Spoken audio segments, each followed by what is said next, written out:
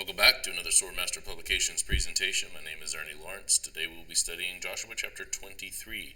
We're nearing the end of the book here, and so we come to the end of Joshua's life. We're going to see some pronouncements that he makes that kind of echo what Moses made towards the end of his life. Let's go ahead and begin in verse 1. It came to pass a long time after that Jehovah had given rest unto Israel from all their enemies round about, that Joshua waxed old and stricken in age. So this statement here gives us an idea of the time frame here of where we're at. We're looking at the end has come for their conquest. They have rest. There is no enemies that are around about them that are wanting to pick a fight with them. They've seen all that the Israelites are able to do with God on their side. And so nobody comes in and harasses them at all. They have peace. And Joshua is allowed to grow old under this reign of peace. Remember, he's already about 80 years old, 90 years old by the time they finish the conquest and get everybody divided up. So there's this period of time where he is able to just live in peace and enjoy the promised land that God had given to them. And so now that he's old, he's going to call everybody, all the elders and the heads and all the leaders and stuff.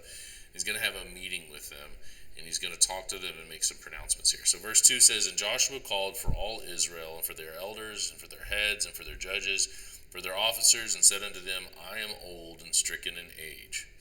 And you have seen all that Jehovah your God has done unto all these nations because of you. I want to highlight that point here because this is a point that is made throughout the Old Testament. It's a fundamental point in the Israelite culture, in their language, in their texts. Everything about them centers around this idea of their relationship with the other nations. And over and over and over again, God says, if you try to be like the other nations around you, then you are going to be corrupted, and I will have to punish. Right? That's something that we see, and when we get into the books of prophecy, particularly Isaiah, we're going to see this theme over and over and over again, where God says, stop wanting to be like these wicked nations that are around you, because this is what I'm having to do to these nations, and this is what I'm going to have to do to you. So Joshua is kind of at the beginning. We've already seen Moses say this. Leviticus 26, Deuteronomy 28, Deuteronomy 32, which we're going to reference here in a minute. All of these places, Moses has said, don't be like these other nations that you're going into the promised land to drive out. You remain faithful to God. Joshua is iterating the same point. So he says, for Jehovah your God, he has fought for you. Why would you go after these other gods? Why would you try to be like these other nations? Why would you worship their fake false gods when you have seen what Jehovah God has done for you? There's this idea of show, don't tell in literature. When you're writing a book, a lot of times you hear this idea of show, don't tell. All right, God has shown them what he can do for them. All the fake false gods, they don't have the capacity to do anything because they're not real. They're something that man made up with his imagination. But God demonstrated over and over and over again that he is a true and living God by doing all of these things for them that no other God is capable of, and even mankind is not capable of. The miracles, the wonders, the power that God demonstrates on their behalf. And he says, Joshua tells them, why would you go be like these other nations with their fake false gods when God has done all of this for you? That's his point that he's making here. He says, Behold, I have divided unto you by lot these nations that remain, to be an inheritance for your tribes from Jordan, with all the nations that I have cut off, even unto the great sea westward. So this is an acknowledgement that there were choices made, and that God, in keeping his promise, allowed for those choices. He permitted them to say, even though we've defeated the army of this particular city-state, we are allowing the people to stay. And God said, okay, if you're going to do that, you're going to do that. Doesn't mean I haven't fulfilled my promise, but this is the choice that you're making. I have created you as a free-willed being. Even though I have told you what to do, you're making this choice to let these people remain for whatever reason. and there needs to. This isn't a contradiction. This isn't saying that God didn't fulfill his promises. God is declared over and over again in this book that he did fulfill the land promises, just like we saw in the last chapter. But in fulfilling them, he also permitted or allowed for the choices that the Israelites make in allowing some of the non-combatants to remain in their cities as kind of tributaries. And so God does not drive out every single individual. The Israelites do not drive out every single individual. They allow a lot of them to stay. And we see how that comes back to bite them later on. In fact, Joshua is going to talk about that. Verse 5, And Jehovah your God, he shall expel them before you and drive them out from your sight, and you shall possess their land as Jehovah your God has promised unto you. So Joshua is saying that in the future there are going to be times where the people that you have chosen to allow to remain, you may change your mind and then try to drive them out, and God will do that. If that is what you choose to do, then God will be on your side if you remain faithful to him. And so he says in verse 6 the very same things that Moses said to Joshua at the end of Deuteronomy, Be ye therefore very courageous to keep and to do all that is written in the book of the law of Moses, that you turn not aside therefrom to the right hand or to the left. So note what he's saying here. Be courageous to keep the law of Moses. That's what their courage was. Their courage was in keeping the law of Moses, to, in the face of all of the outside pressures that they would face, to stay true and faithful to what God had revealed through Moses. That was their courage. And in the same way today, we are courageous when we keep the law of Christ, despite all the pressures that we face in the outside world. And right now, you can point to all of these horrible things going on in our nation, all the attacks on Christianity, with all of the immorality, the persecution that we face. Anybody says we're not persecuted here in America, they're not trying to kill us yet, but we're being persecuted. I mean, it is rampant, it is everywhere, and it is really, really harsh and getting worse and worse. We are heading to a very dark place in this nation. Our courage is going to be, in the face of all of that, do we remain true to Christ? And so that's why Joshua here at the end of his life says, be courageous to keep and do all that is written in the book of the law of Moses. All right? And he says, don't turn to the right or to the left. Don't add to it, don't take away, we might say. Don't allow things that God does not allow, and don't bind things that God doesn't bind. Do what God has said and just leave it at that. And then verse 7, he ties it again to these nations that they have allowed to come among them. That you come not among these nations, these that remain among you, neither make mention of the naming of their gods, nor cause to swear by them, neither serve them, nor bow yourselves unto them. So if you remain faithful to God, then the choice that you made to allow these nations to remain among you, it shouldn't be a problem. But if you allow them to corrupt you, to become part of you without proselytizing, like they become part of your culture without them becoming Jewish or Israeli, then they will corrupt you. Because there's a difference there. God makes provision for the stranger that sojourns among them, right? That's the proselyte, the one who goes through the process of becoming an Israelite, circumcision and training and all that. That's perfectly acceptable. But these guys, Joshua's not talking about those kinds of people. He's talking about those that are allowed to remain, who don't become Israelites and end up influencing and changing the culture, and then eventually people are going to end up worshiping their gods and serving their gods and turn away from Jehovah. That's the problem that he says that they face. That is something that we face on a regular basis with all of the stuff that is in our culture that is not godlike. And we have to make those choices to allow whatever it is into our homes, into our cities, allow it into our nation. And right now, we're allowing a whole lot of stuff in that's just evil. You can go off on all of the corrupt sexuality. You can go off on all of the corruptness in terms of like the politicians, or you can talk about the betrayal. You can talk about the lying that goes on just constantly. Theft is basically being codified in our law, and all of this is being let into our nation, and it is corrupting and destroying our nation. Joshua's warning is the Israelites, don't do that. Don't allow these outside influences to change you and steer you away from the law that makes you unique, makes you who you are, and ultimately is a law from the God who actually does, who has provided for you, who has done all this stuff for you. It says, but cleave unto Jehovah your God as you have done unto this day, for Jehovah has driven out from before you great nations and strong.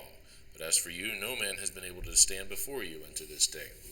He's reminding them, God has done all this stuff, and you are strong as long as you are faithful.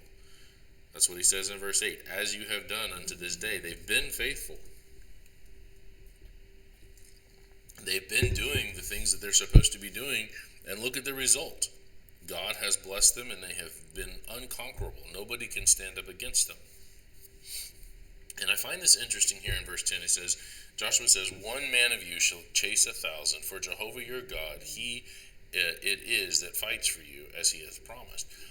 This is a kind of a reference or a partial quote from Deuteronomy 32, which is the Song of Moses. The Song of Moses talks about, if you are faithful, these are all the things that God is going to do for you. It's kind of like Deuteronomy 28 and Leviticus 26. But then you get down into, what was the actual verse here? Yeah, verse 30. So you get down to verse 30, it says, I had it highlighted. How should one chase 1,000 and two put 10,000 to flight, except their rock had sold them and Jehovah had shut them up? Okay, this is the reverse of that. Going back to the Deuteronomy 28, God says, if you are unfaithful to me, then you're going to flee, and it's going to be easy. They'll have one man that'll be able to chase 1,000 of you, because you're going to be so scared, and you're going to be so awful and pitiful and worthless in terms of your ability to fight, that all of your enemies are going to easily be able to defeat you. How is that possible? Well, the only way it's possible is because God's not with you. So Joshua kind of alludes to this, but he gives you the opposite of that. He says, one of you shall be able to chase 1,000 of them, because God is empowering you as he has promised, because you are faithful to him. So take good heed therefore unto yourselves, that you love Jehovah your God. And what does it mean to love God? Keep his commandments. Okay? And that doesn't mean perfection, although that is required, as we see from Jesus. But if you don't, there is still a faithfulness that God looks to, and then he looks at the sacrifices and the where you mess up. He accounts you as righteous because of your faithfulness, looking forward to the cross, the coming of his son, to forgive the places where you were not faithful. And that's what he's going for. Take heed unto yourselves that you love Jehovah your God, keep his commandments. And then verses 12 and 13, else if you do in any wise go back and cleave unto the remnant of these nations, even these that remain among you, and shall make marriages with them, and go in unto them, and they to you, know for a certainty that Jehovah your God will no more drive out any of these nations from before you, but they shall be snares and traps unto you, and scourges in your sides, thorns in your eyes, until you perish from off this good land which Jehovah your God has given you. What a powerful statement. So, again, there's a distinction between the proselyte, who God made provisions for, the people who become Israelites and follow after God, versus the people that they chose to allow remain in their cities that don't proselytize, that remain who they are. And God says, don't marry them. Don't become yoked to these people. And they integrate into your culture and your society, because when you do that, God's going to stop driving out these nations when there's a necessity to do so. It's not going to happen, and they are going to become snares and traps and scourges and thorns, and ultimately you will perish from off of this good land. When does this happen? 1st century AD. When we look at what happens in the time of Christ, he comes, he converts as many Jews as will convert to him. And what happens to the Jewish state at that point? It is removed from off of the good land, just as Joshua promised, just as Moses promised. It is as clear as day that this is exactly what happens. The condition gets met, and so God keeps that promise. There is a fulfillment of the Old Testament in the destruction of Jerusalem and the temple. Over and over and over again. And this theme does not stop here. It starts with Moses, and it continues through Joshua and the judges and all of the prophets. All of that constantly is pointing forward to a time you're unfaithful, I'm going to completely destroy you and remove you from the promised land. I'm going to destroy you and I'm going to remove you from the promised land. God keeps his promise to Abraham. Christ comes. Salvation comes. And then God also keeps his promise and removes them from the promised land. God keeps all of his promises. The entirety of the Old Testament is fulfilled by the end of the 1st century.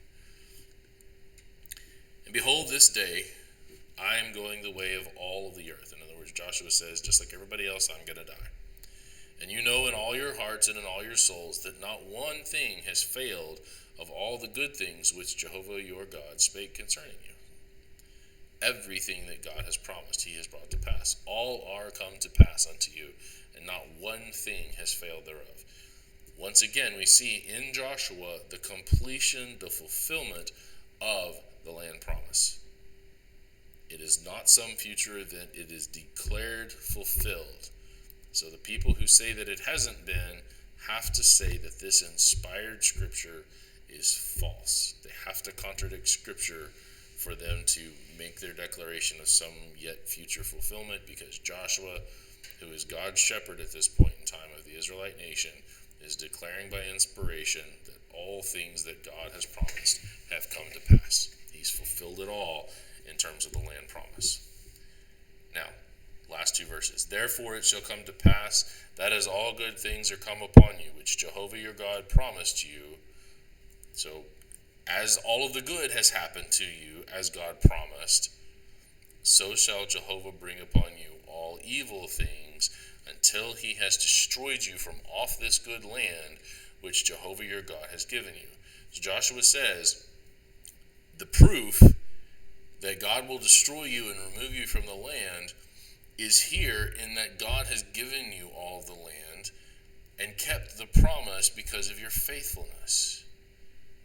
If you turn from him, you have evidence that he will also keep the promise to remove you from the land and utterly destroy you.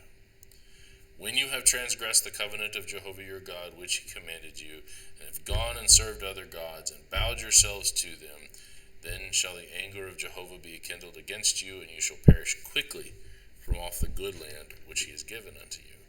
And we will see this happen in history when the kingdom splits. Israel goes to the north. They worship other gods. They have no good kings. Assyria comes in, removes them from off of the land. They go into captivity, and we never see them again. The southern kingdom, partly good, partly not, but eventually they go into Babylonian captivity. Still have some faithful members. They're allowed to come back. Still haven't fulfilled the promise of the Messiah yet. They come back. They stay in the land, keep their identity. Christ comes into the world. They get in with the Romans. The Jews get in with the Romans, start into the emperor worship, try to persecute the church. God removes them. Ends their system, destroys the temple, destroys all the records of the temple. No more Levitical priesthood. To this day, even if they rebuild a third temple in Jerusalem, they will have no Levitical priesthood. They cannot go back to Moses and keep the law of Moses because they don't have a record officially of who is descended from Aaron. And they will never go back to that system. It is impossible to go back to it. This is what Joshua says here at the end of his life. And he's warning them. You chose to allow these people to remain. If you allow them to corrupt you, God will destroy you for it. Remain faithful to God. That's his message to them. It's the same message that Moses gave to him when Moses was about to die. And it's a very powerful message for us in the New Testament. Remain faithful, even to the point of death, and we will receive a crown of life. You turn away from God, he will destroy you. There is no such thing as once saved, always saved, or eternal security, or any of that nonsense. It's not found in the scriptures. Anyway, that wraps it up. Joshua chapter 23 is in the can, as they say. We got one more chapter to go, and then we will have finished the 6th book of the Bible. We'll be 1/11 of the way through, and some of these books are pretty short, so it won't be too long before we've made it all the way through the Bible. We'll be there before you know it. Thanks again for joining me. Appreciate you watching along and studying with me. Look forward to your questions. If you haven't yet, hit the subscribe and the little notification bell, and that way you get notifications when new videos come up. And I guess we will see you next time. My name is Ernie Lawrence, and this has been another Swordmaster Publication presentation.